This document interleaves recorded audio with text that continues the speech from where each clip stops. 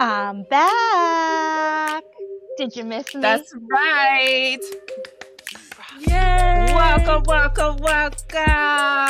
Yes, we love to see it. Welcome to another episode of Politically Speaking. We have the one and only M on the line, and you heard us. Our baby mama is back in action. She is back outside, y'all. She got a little glow to her. I don't know. What you think, Kirsten? Don't she got a glow like it's a new? It's like a refreshment. She does. I told her it was so good to see that face looking so beautiful. I don't know that it's refreshed, but it is happy to be here. We're glad to have you. And definitely got the one and only Kirsten. Good to have you, Kirsten. I'm so glad to see you guys. Always good to be here. Glad to have you guys with us. And then we have the one and only, the rest of the group. We have myself, Erica. So welcome to episode 14. If you are first tuning in, thank you guys for hopping in. If you are a repeat viewer, we love you. Thank you to shout out to our faithful 5. Yeah. You know, granted, 3 of them are on the call, and then the 4th is behind the scenes. You know, nonetheless, still appreciate you. Nonetheless, we're gonna. Well, this is how you know that it's been a while. I miss you guys. You know, we were just to figure it out. Like, what are we gonna talk about? I'm like, nah, we just need to have like a chill. It needs to be a vibe. We haven't seen each other in a while. This is one of those kickbacks. Like, girl, like what's going on? What's the tea? How is life? How is everybody doing? How is 2026 starting off for everybody? We feeling it? Are we over it already? I don't know. Let's let Em give an update since we haven't heard from her in a while. Yeah. No, I'm gonna put that Puxatawny Phil on the fire pit. Like, brother needs to read the room and understand. Like, we're not messing around. We're done. 2026, I was so, every time in 2025, I kept saying, I am so ready for 2026. I am so over 2025. Every time we kept getting closer to the end of the year, I was like, well, I can't wait for next year. And then as soon as next year happened, it's just like, oh my God, what a year already. What a year already. Another year. Right. Yeah. Well, let's go ahead and hop into some hot topics. So we are going to open up with we already did our introduction. So let's talk about any type of political moments, such as, because we haven't had Em on the show. We've been holding it down. Me and Kirsten been holding it down. Listen. Y'all been holding it down, and I so appreciate it. And I was listening to all the episodes while I was gone. Good. And I was like, a lot has happened since I was gone, first of all. And a lot has happened since your last episode without me and now. And so today I was thinking, like, God, what are all the things that I've missed and I haven't been able to talk about on the pod? But I was listening to y'all. Y'all covered Charlie Kirk. Y'all covered a lot of stuff while I was gone. So, all right. Okay. Good. With all those moments, what do you think was like the what? Like, you know, we have a lot of those. Granted, every day is like a what in America? But let's talk about some recap. What was with you being away? What was something that stuck out to you? Something that maybe you even wanted to talk about on the podcast, but couldn't. Well, you know me. I always try to keep it state house oriented because that's what I do.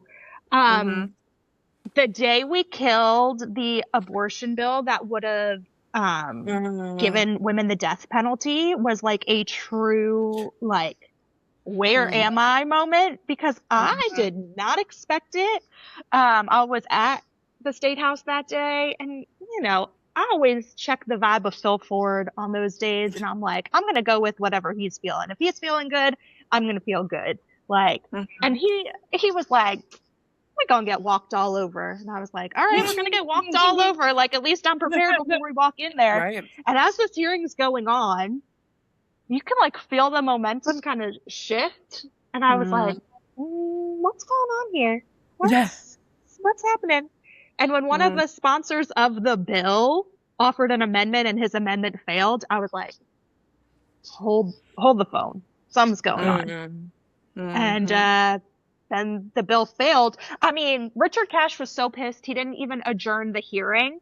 And then I was like, is this like a shenanigan? Like, is everyone going to leave? And then he's going to be like, I didn't adjourn the meeting. Everyone come back in and vote again.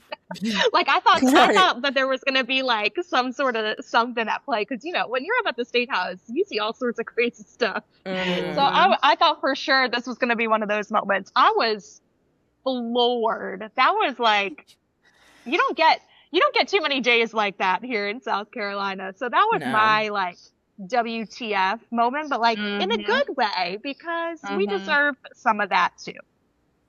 I remember just the built up, like just knowing that this was even going to be a discussion. That I do recall that, and I'm like, oh my gosh, the fact that this is a discussion in South Carolina, it's the reality. Like, things may not just go our way, because again, this is South Carolina. Like, you know what I'm saying? It's that reality check. Like, we can always hope and wish and want, but it's the reality. This is South Carolina. So that only goes but so far. So I was definitely like, oh my gosh, South Carolina, please do the right thing. You know what I'm saying? We all can label what we feel is the right thing, but I just feel like, man, nah, this is common sense type of right thing. Like, But that was like, yeah, I do recall that part. What about you, Kirsten? What was your highlight? Like, what? Donald Trump hit a real low for me when he decided he was going to interrupt the Survivor finale. Stupid to a new level. And to spew a bunch of lies when I needed to know who the winner of Survivor was. So that was rough. It was a rough day.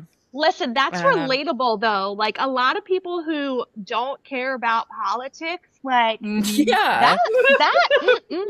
don't interfere. No. Yeah, some of my friends that I know do not care about politics were literally talking about it, and like how late they had to stay up, and they have kids and stuff, and they're like, well, we stayed up till midnight anyway because we want to know who won.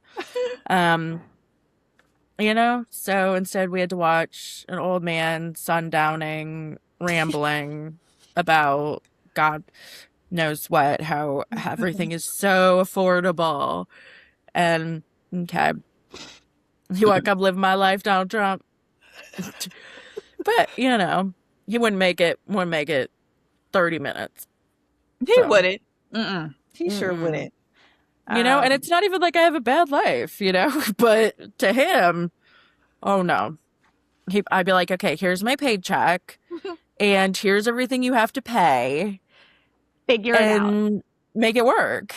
And then he'll be like, oh wait, he'll never admit that it's hard to do, but he'd look at it. Groceries. We invented a new word. Groceries. No one was ever using the word groceries before. Is that your image of him? Listen, I don't ever want to actually sound like him, so that's the best you're going to get. But I think it's an A for effort, the fact that you went for it. Because sometimes whenever I'm trying to poke fun of him, I do try to tap into his voice. Because I want people to fully understand. I don't think I've ever tried, because I don't think I find that coming out of my mouth. I'm gonna piggyback off of Kirsten and talk about my WTF moment was that one when Trump. It's his social media handles. It's like I'm trying to figure out. It was very hard to pick one, but it's just the handle in general is always like a WTF, especially the ones. And this was my example.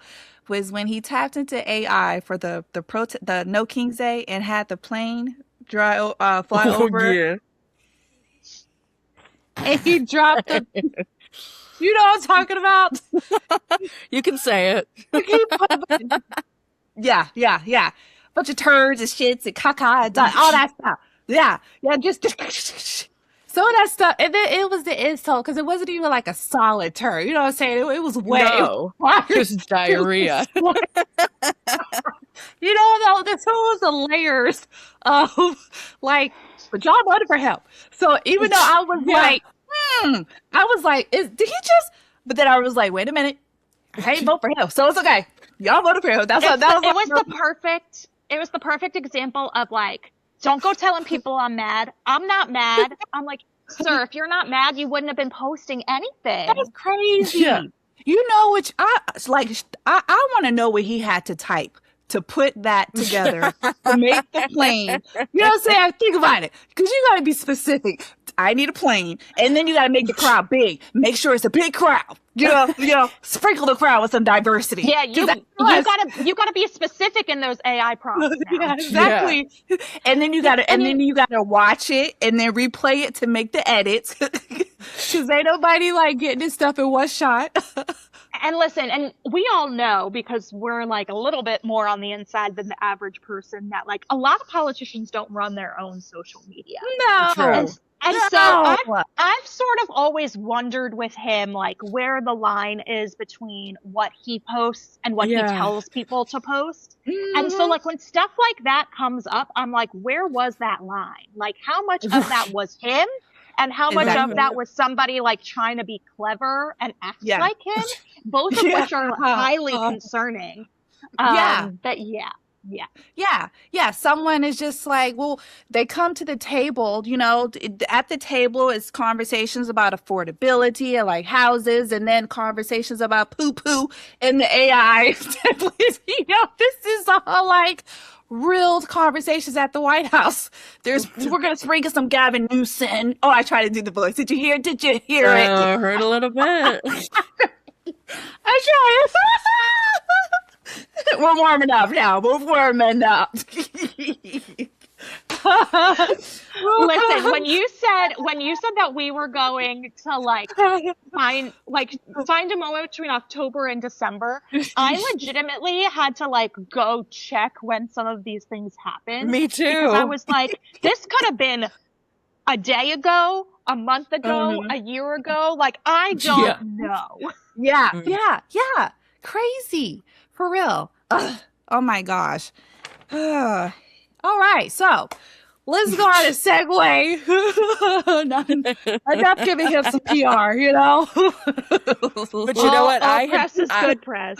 Yeah. I had forgotten about that video. And so I'm really glad you brought that back. Yeah, and I just kept thinking like, nah. Y'all need to see this because y'all voted for him. Like, it's not bothering me. I'm cackling because at the end of the day, as much as he is aggravating, that man is funny. It's like he's a very disturbing type of funny. It's like, I don't want to laugh at you, but your ignorance is wild, man.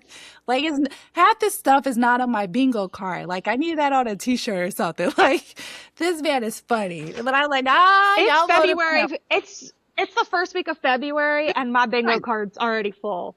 For real. Some of them daggone AI people had their mouth open. I'm just saying. You good, Kirsten? Yeah, I think my cat broke something, but you know, just normal chaos around here. You know, I don't even have kids, and it's chaos around here. So I don't know how y'all do it. I'll tell y'all a story another time about a work call that I was on last week while Phil was traveling, and I had all three of the kids. I love a good story time. Oh boy. All right, so Em, let's segue into tell us some updates going on in good old South Carolina. Ain't nothing good. Ain't nothing good, girl. Ain't nothing. Not a shocker. I'm so sorry. I'm so sorry to tell you. Ain't nothing good.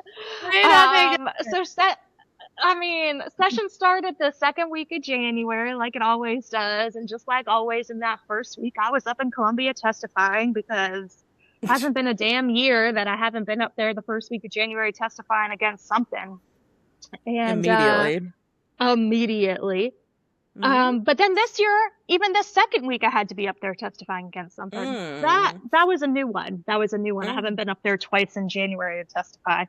But so we have had a parental bill of rights passed out of House committee, will be debated on the floor, which essentially says parents of teenagers have the right to all of their medical records for like non-emergent situations. So that includes STI care, contraception, all of that kind of stuff, but also educational. So if a child is going to see the school counselor and wants to talk about, questions about their sexuality or their gender ideology, or if their teacher wants to talk about, Amelia Earhart, the first, pilot, anything that has to do with gender, the school has to notify, let's get the word right, notify the parents, and the parents have to give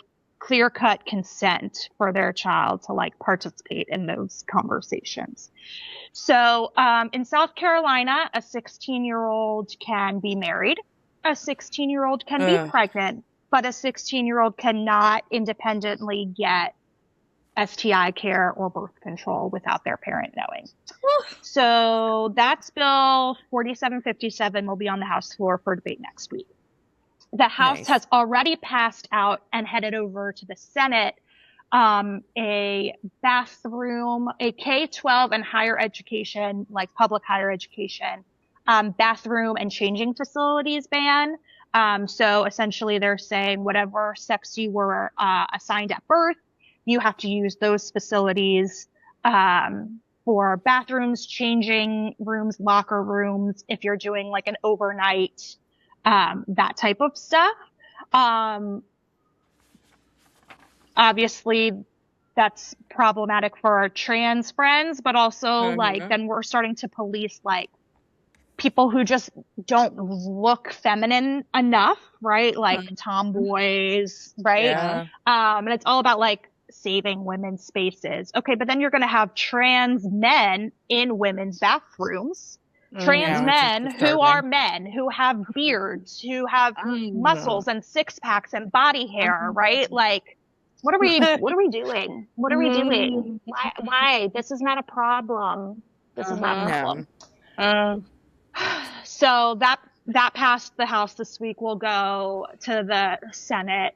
And then also passed the House this week is a bill that would reclassify medication abortion pills, so mifepristone and misoprostol, as Schedule 4 drugs. So the same level as narcotics, making them much more difficult to get your hands on, and also making it public record when you're prescribed them. So imagine if you were in an abusive relationship and you wanted to end a pregnancy through medication abortion. Now that's public record. Your partner knows, and that's going to be 100 times worse, right? And so just, problematic after problematic after problematic. So that's where we're at. That's where we're at. I will say the one bright spot, and then I'll answer your question. The one bright spot is that the governor has prioritized in his budget universal free school breakfast for all children in the state. Should the budget go through as we expect, every public school student in the state of South Carolina should receive free school breakfast next year. And he's on record saying he thinks it should be breakfast and lunch, but he's just going to go for one thing right now. And hopefully whoever is governor next will carry that torch through to the finish line for lunch too. But we love when kids are getting fed, even though we're attacking them in 100 million other ways. Right. So, but yeah, that parental rights bill, I got to call some legislators hypocrites. They really didn't like that. But that was a fun moment for me. But Kirsten, what was your question? No, I mean, it wasn't so much a question as an observation, that I didn't hear you mention any bills that would actually solve any of South Carolina's problems. So there's a shocker, and a disappointment, because it's let's spend our time talking about this dumb stuff that affects, nobody's concerned about these things right now, but I'm concerned about a number of things going on that are none of those, and most people I know. Kirsten, you live in the part of the state where there is a huge measles outbreak. Probably should be talking about that. Yeah, because, but no. And that was one of my other shocking moments from our break was just all of the stuff around the vaccine guidance and Trump's super misleading post saying that kids in America are getting like 76 vaccines or something, which is like, I remember seeing that post and just my jaw dropping. And I was like, that doesn't seem right. Like immediately. That was like intentionally rage bait. And I'm like still so mad about it. Yeah, because as soon as I saw it, I was like, I don't have kids. I have no idea the number, but I'm like, I guarantee it's not. There's no way it's that many. And but one that people should be getting is the measles. And the crazy thing about the measles, what we're seeing is my students, I work at a nursing school, and they have to go do clinicals in hospitals and whatnot. And what our hospital systems are requiring for our students, they have to get a titer, which is a blood draw that shows if you have immunity to measles and other, but like specifically they're looking at measles immunity. And if you don't have immunity, in order to go to clinicals there, you have to get a booster MMR shot. Well, then, we run into challenges where some of our students are like, oh, I don't want to get vaccines. Okay, well, then you don't want to be a healthcare professional. It's a problem right now and nothing is being done. It's just running rampant with no, but I do think, and this kind of shocked me. I saw Josh Kimbrell I'm so glad you saw that. On the news. Well, and I never watch, like, I don't watch the news anymore. I don't watch world news. I can't. But my mom watches the local news and I just happen to be in her room and I look up and I'm like, oh, there's Josh Kimbrell. I wonder what nonsense he's spewing right now. And then I started listening and I'm like, wait. And I even told my mom, I stopped her. I was like, this is a Republican, like, just so you know. But yeah, I mean, even he was saying that it's a problem. But are they doing anything? Not just a Republican. He's like one of the most extreme Republicans. Mm-hmm. And he's like, MMR shots, go get them. This is a problem. Mm-hmm. Yeah. But I mean, he can say that all he wants, but like, there's nothing being done to, besides just telling people that. And they're like, okay, Josh Kimbrell, I don't know you. Like, yeah, you're a state senator, but so yeah, it's infuriating. Mm-hmm. Because my cousin's son, they're not doing any vaccines for my cousin and his girlfriend, they're not vaccinating their kids. And that's one of their children has been home from school for over 40 days due to quarantine because he's not vaccinated. So he has to stay home. Wow. And that is just like, what? Like, what purpose is that serving? Your child is missing all of this instructional time because you won't give him a vaccine. Like, make that make sense to me. But, Here's a public service announcement for all of our listeners, even though I'm sure everybody who's listening does not fall into this category if you're listening to the woke, politically speaking. But, we like to spit facts on this podcast. So I'll drop some facts so that when you meet somebody, you can be like, oh, I heard this on my podcast. Even if you just have one of your 2 doses of the MMR vaccine, you are 93% protected from measles. 93% protected from 1 dose. Wow. I know way too much about MMR because I have 3 kids and only one of them is age 4, which is the age that you get your second dosage. And so I have had so many conversations with not only my children's pediatrician, but all my pediatrician friends. So I probably know way too much about the MMR process. But that is like the key thing that I tell people. 93% with 1 shot. Well, and that brings me to, I have several friends who have babies that were born, like a couple were born in August, one was born in October. These babies are too young to get the vaccine. And so my friends are worried sick about their kids and they can't wait to till they get this vaccine. And, you know, they want to do the right thing, but they're scared because these people don't want to listen to science, which is a real travesty. Yeah. And that's really what it comes down to, right? It's like, that's why it's a public health concern, is because there are literally vulnerable populations who cannot get vaccinated, right? Even Tatum, he can get a pre-booster, if you will, at 6 months old, but he's not 6 months old yet. And that doesn't count for one of his 2 doses. Like you get your first dose at 12 months, and then you get your second at 4 years. Because of this outbreak, you can get a booster anywhere between 12 months and 4 years. But also babies can get a pre-booster anytime between 6 months and 12 months. Again, I know way too much about the MMR vaccine. I was like, I don't know if my friends know that.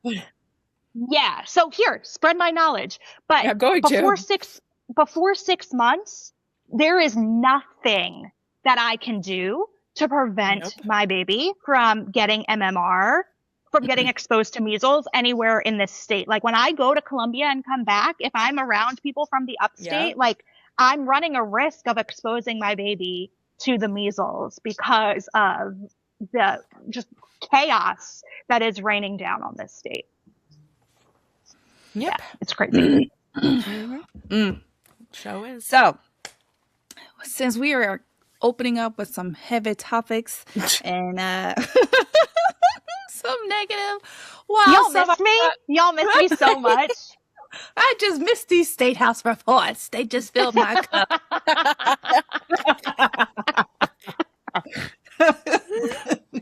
They just give me so much sparkle and razzle dazzle. Yeah. Okay. M with the doom and gloom. Yeah, exactly. Sorry. Yeah, take me out to eat first. Ugh, okay. Who wants to bucket me up first? Okay. So why don't we end on a high note? Not only a high note, but in honor of Black History Month, I thought we end on this topic that we're going to introduce today. Is called Did That Age Well? And then we're going to talk about some Black history quotes. And then we're going to talk about how, when it was said at the time, did it age well as far as how is it being tailored into 2026? All right, so let me highlight some of our Black advocates and we're going to have some fun, some good discussion. So the first quote that I'm going to open up with is the one and only James Baldwin. He says, "I can't believe what you say because I see what you do." So my question and recap to you guys for discussion, prediction question, in 2026, do we finally see policies that match the promise? And I ask that question because we see candidates wanting to run for the ballot. We see people being fired up and angry about what Trump promised that he was going to do. But nonetheless, with what the question says, or the quote was, "I can't believe what you say because I see what you do." So what is your prediction as far as in 2026? Do you think, with everything that we have witnessed, that finally we're going to see policies that match a promise? I'm going to kick it off to Kirsten, and then I'm going to kick it off to Em. I don't know. I'm pretty pessimistic on this one. So I'm not sure. You said this is going to be a fun segment. I'm like, But I mean, I love that quote because I think that's just so much of where. So, like, are you specifically talking about, like, policies in terms of, like, the Republicans what are or, we like, predicting our for potential the future? Democratic candidates? Not even Democrats, just the future of politics in 2026. With everything that's going on, how do we feel that the people are going to view it and react? Like, do we think that we're finally going to believe that people are not only going to make promises, but they're going to have those policies and match it up? So what is your prediction? You're saying no. I mean, you look at January and the first few days of February, and we're seeing promises or words that were said that are not what's actually happening. So, I mean, like, even when I was talking about Trump's survivor interruption, where he's talking about prices and things going down, but that's not that's not what's happening. Instead, we see, Trump and all of his corruption, and instead of looking out for the American people, like he claims, got him suing his own IRS, trying to gain $10 million for his own pocket, which goes against what he said about bringing prices down. Because if the IRS has to pay him $10 million, well, who does that $10 million price tag get passed on to? Americans, taxpayers. So, and that's just one example of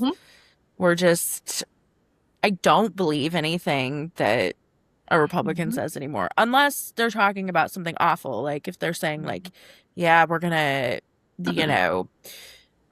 like abortion, we're going to make it illegal for everybody in the United States. Like if they said that, I would believe it because it's something truly awful. And now if they say something positive, no, I'm not going to believe that because I haven't seen it. So, yeah. Especially after we saw the doo-doo clip. Go ahead, Em.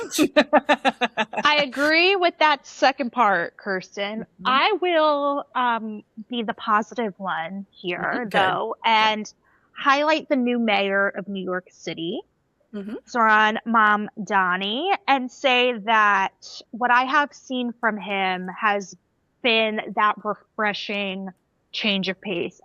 I mean, I didn't follow him all that closely because I'm not a resident of New York City. But from what I have seen from afar, the message that he shared that resonated outside of city walls, seems to be what he is doing on a day-to-day basis, right? I saw him out shoveling snow while people, were stuck in the snowstorm. It makes me hopeful because I know that he motivated a lot of people in his campaign to be that kind of leader themselves. So I'm hoping that maybe this next generation of candidates, come November, will take a page out of Mayor Mamdani and lead the same kind of way. I don't know. I'm optimistic. Good. No, which that's is good. Yeah. I wish I wasn't so pessimistic. I wish I. And Kirsten is a realist. Ain't nothing wrong with that. We need those people too. Yeah. For me, I'm going to say absolutely. The answer is yes for me. I feel like that's because Gen Z is so tired of the age demographic of the people that's in office. And so I feel like they have repeatedly said their opinions about the age of these people in these positions having control over them.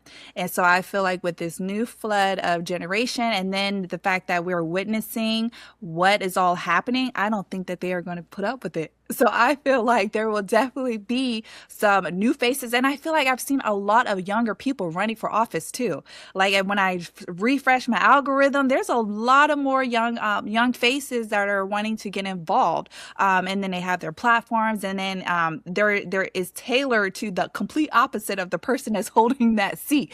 So I definitely feel like there's hope.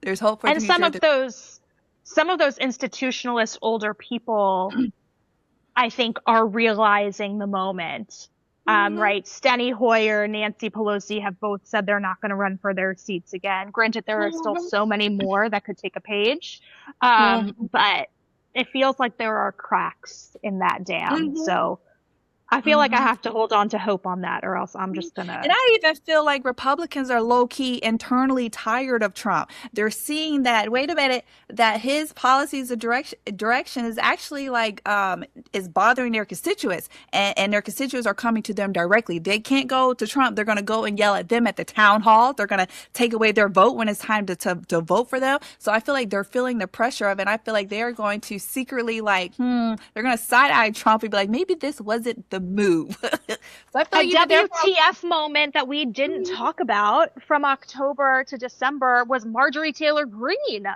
Yeah, that was a big one. Right, exactly. Good example. Good way to plug that in right there. Yes. Good job. Yeah. Good plug. Prime example. These people are tired. So I definitely feel like there is going to be some shifting in the direction come next year or come sometime this year. So I'm gonna keep that. I don't know though. With Marjorie Taylor Greene, I'm still skeptical of it. Like I keep waiting for her to pop out with something crazy, and I hope she doesn't. But like, there's part or of she's me gonna that's like like run she's for governor planning. or something. Yeah, Yes, 100%. she's planning something, and I don't trust her. So I hope, I'm hoping that she's gonna stay on track, but we'll see. All right, so let's try another one. This one is from Kamala.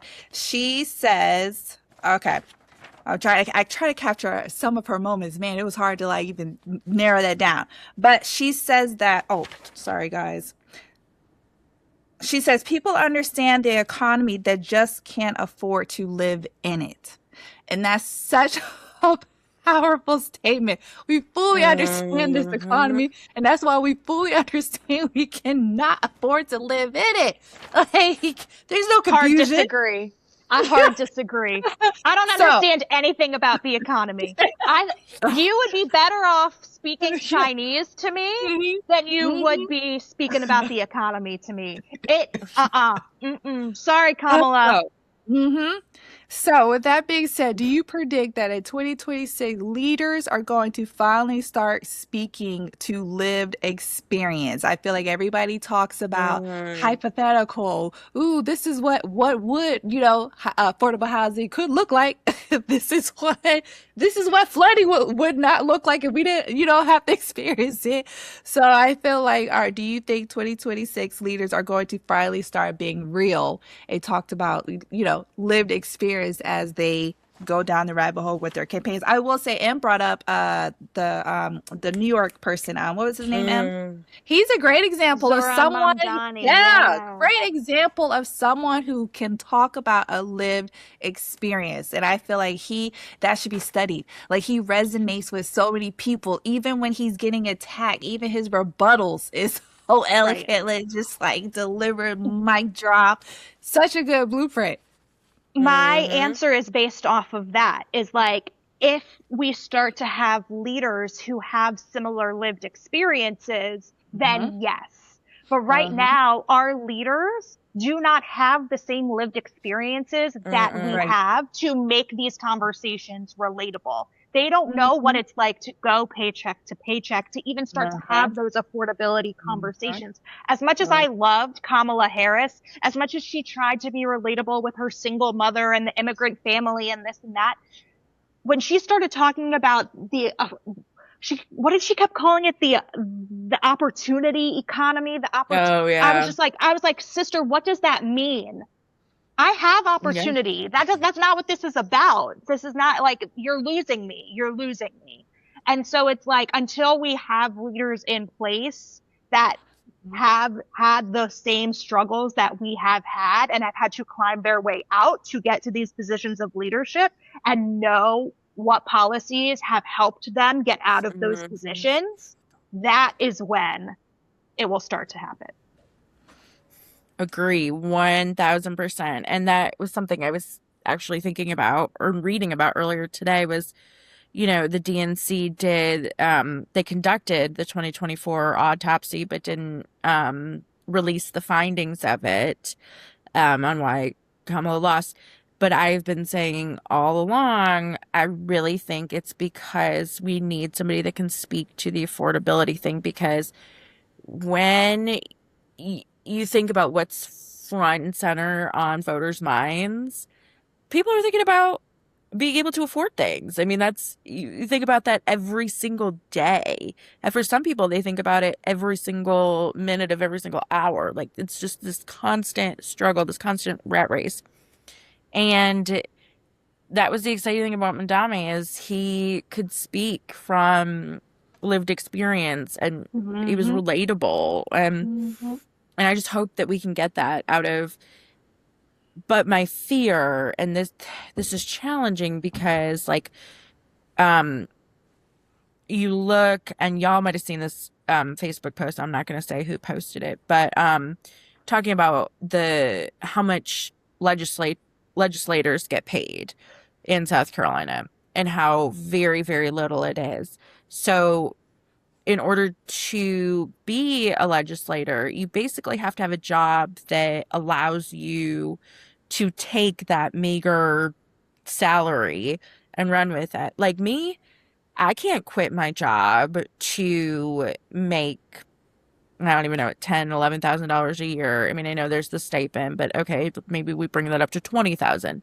It's still, there's no way I can walk away from my job. But if you're a lawyer and you have your own practice, you can step away for several months out of the year to deal with legislating, and then, maybe you come back to the law practice the rest of the year or whatever. But when regular people who have lived experiences, it can be really daunting and inaccessible for them to, and I think that's a huge challenge, but I don't know that the solution to that is very easy.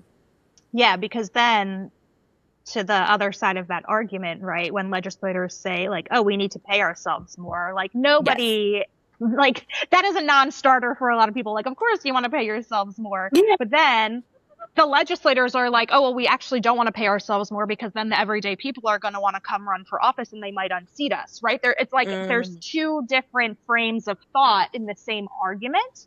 And this is a conversation that I feel like I am stuck in my world regularly. But I'm with you, Kirsten, 1,000% on that. All right. So I'm going to end it on a think piece, and I'm going to be transparent. This one is gonna have y'all pause and look at it and be like, is this really for me? Oh God. But in honor of Black History Month. Okay. You're like, where are we going with this, Erica? You all do it. Go ahead. So we're gonna end it on this question. We're gonna go down the rabbit hole. My last question is Black Twitter. Okay. Oh. So the question is a repetitive thing down the rabbit hole of Black Twitter that we always say is that every 4 years, politicians suddenly remember the Black voters exist. With that being said, the prediction question will be, do campaigns in 2026 finally build a relationship with the Black voter? I will kick this up while you guys think. I'll start it. So with my answer, I don't have faith in this one. I'm sorry. That one is a very small window because it gives me flashbacks of not more Kamala, but just the overall picture of every time a Black person has the audacity to want to run for anything. You know what I'm saying? It's just such a big issue. And I feel like the disconnect is why we say they only think about us every 4 years. And that's because in between that, no one thinks about us at all. You know what I'm saying? So it's kind of like they only come out when it's like the president's, it's time to go, hurry up and make some quick outreach. No, you should have been outreaching. But then again, Black people I feel like that's our disconnect, is the fact that we keep saying they need to outreach to us, but then we're not doing anything on our end to make ourselves accessible. We're already disconnected regardless. So it's very hard to even, start the process. But I do feel it that they only come around for our vote when it's the time and the need. But the time and the need is Monday through Sunday. You know what I'm saying? 24 hours, 365. But I do feel like there is a select time when politicians decide, okay, I do. Especially with Democrats. I'm going to go ahead and throw it out there. Especially with the Democratic Party, boy. They just assume that Black people are going to just vote for them. And I'm going to let you know, I don't care if you're a Democrat or not. I'm going to, at the end of the day, figure out, well, what did you do to get my vote? Or what are you going to do to earn my vote? What are you going to do to keep my vote?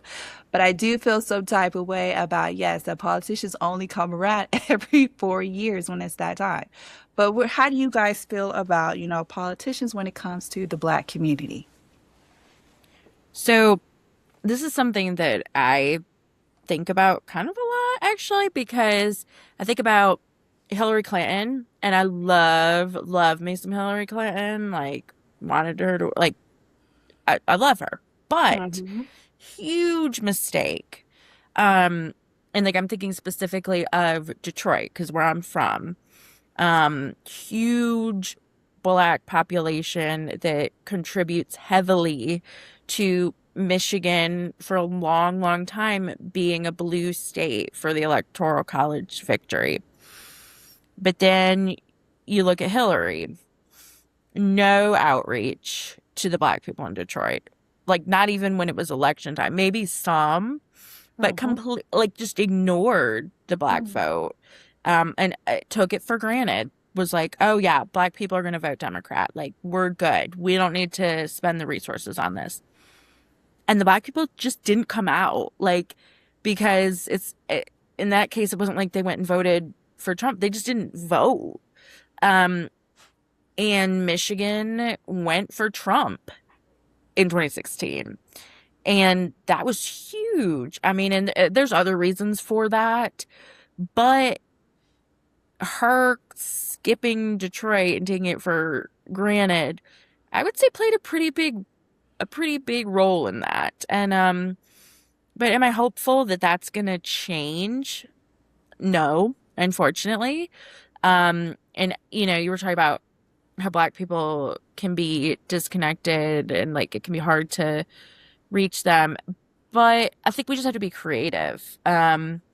You know, I think there's ways because, you know, there's places and things that Black people are paying attention to, not necessarily maybe politics related, but you can go into other spaces and talk to those people. It doesn't have to be like in a strictly like, oh, let me come knock on your door. No, there's so many other opportunities, but it does take being creative. And I think it takes like year-round organizing structure that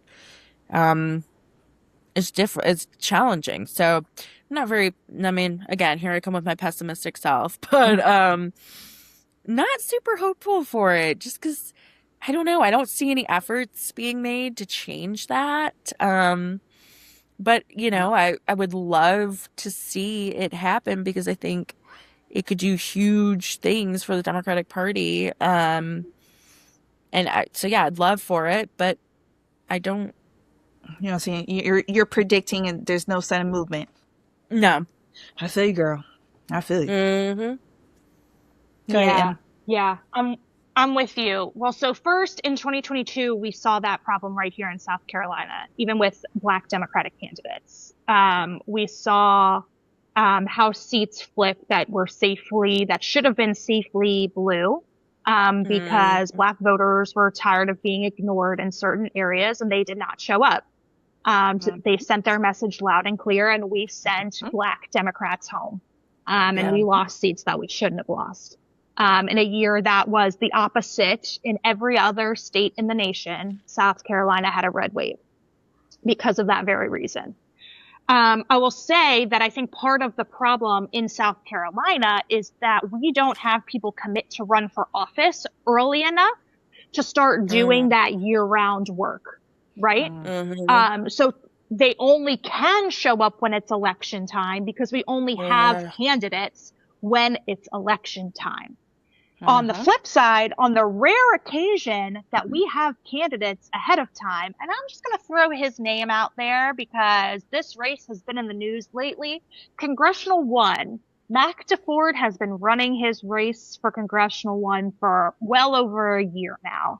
He has had the time because he also ran 2 years ago to start doing that work. Well, then he's spent that time. Now he's got 6 opponents in his race. I can only imagine how conflicted he feels about the time and resources spent if there are now members of the Black community who are saying, oh, well, there are other candidates that I want to spend my time getting to know. And he's like, but I've spent, 2 years, 4 years, being here for y'all, right? It's a two-way street. So it's not an easy fix. I don't know what the answer is. Also, as a white person who is also not Christian, I always feel very disingenuous about the church visits as a candidate. That doesn't feel right in my heart. I know that it's I know that it's necessary in South Carolina, but it's not comfortable for me. And if it's not comfortable for me, like, how are the parishioners feeling, right? Like, it's a very, sensitive, in like the true sense of the term, subject and topic, that I think there needs to be a better way to reach Black voters other than just going to their churches on Sundays. And I don't know what that answer is either. That's a valid point too. Yeah, I really like that point. I also thought about how when it comes to, it's just the assumption that also I don't like when it comes to the Black vote. I feel like people when they talk about like affordable housing or like food stamps, or I feel like they box us. You know, it's like, well, there's only certain topics that are talked about. I'm like, well, come on now. You know, like, hey, there's other people who got these same problems, you know, like, what the heck? Like, stop doing that. That's the part that is like, well, don't come knocking on my door just because of that topic. Like, hey, I'm middle class too. Like, hey, I got a passport. Stop it. Like, don't do that to me. You know what I'm saying? That's what I'm just like, that's the part of, well, what do you think the Black vote is? I'm confused. You think, like, please tell me, what is the Black vote? Is it, you think I'm like, I got holes in my socks? You think I'm on insulin or something? Got one tooth, you know? Seriously. Like, what do you think? I'm like, no, I would like some good quality of life. That is the Black vote. Like, come on now. Stop it. So that's just the layer of what is just aggravating with just politicians, and just when it comes to the Black vote. But I'm glad that we can have this discussion, because again, you brought up some valid points and you brought up some food for thought. So if anybody is listening and you can contribute to any of these moving parts, you know, help us out. You know, like, let's talk about it and stuff like that. So on that note, thank you guys for tuning in to another episode of Politically Speaking. Until next time, see you guys. Bye. This is Kirsten Pruitt. Please subscribe to the show wherever you find podcasts and consider leaving us a rating. You can find links to our social media and YouTube page in the show notes. Thanks again for listening. The preceding podcast is solely owned by the host or hosts and is distributed by Big Media LLC. Copyright 2026.